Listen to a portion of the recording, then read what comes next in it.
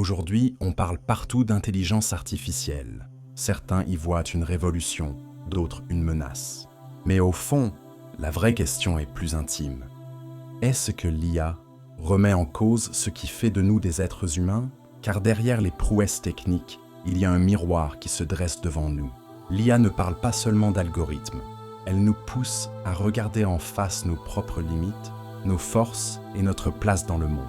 D'abord, ce que l'IA nous oblige à redéfinir. L'intelligence, par exemple. Pendant des siècles, on pensait qu'elle était notre monopole.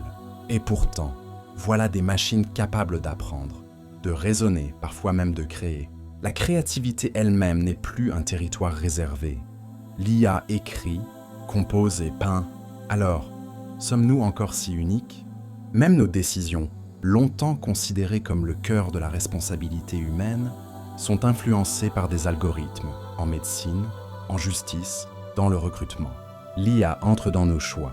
Avec cela, des craintes légitimes apparaissent. D'abord, le risque de dépendance. Si nous confions nos réflexions aux machines, nos propres capacités ne risquent-elles pas de s'atrophier? Ensuite, l'uniformisation. Une IA optimise, certes, mais elle reproduit aussi nos biais, nos injustices, nos angles morts. Et enfin, la perte de sens. Si une intelligence artificielle répond à toutes nos questions, qu'est-ce qu'il reste à chercher, à explorer, à désirer? Mais derrière ces inquiétudes, il y a aussi une opportunité.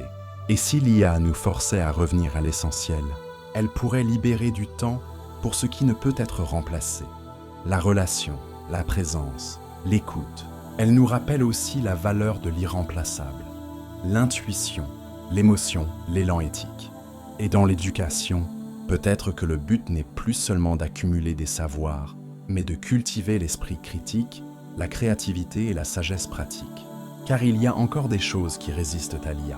La conscience, par exemple, cette capacité à ressentir la joie, la douleur, l'émerveillement, le sens moral, choisir non pas en fonction d'une probabilité, mais en fonction de valeurs. Et la vulnérabilité, accepter nos limites, nos failles, qui font partie intégrante de l'expérience humaine. Alors non, l'intelligence artificielle ne remet pas en cause l'humain.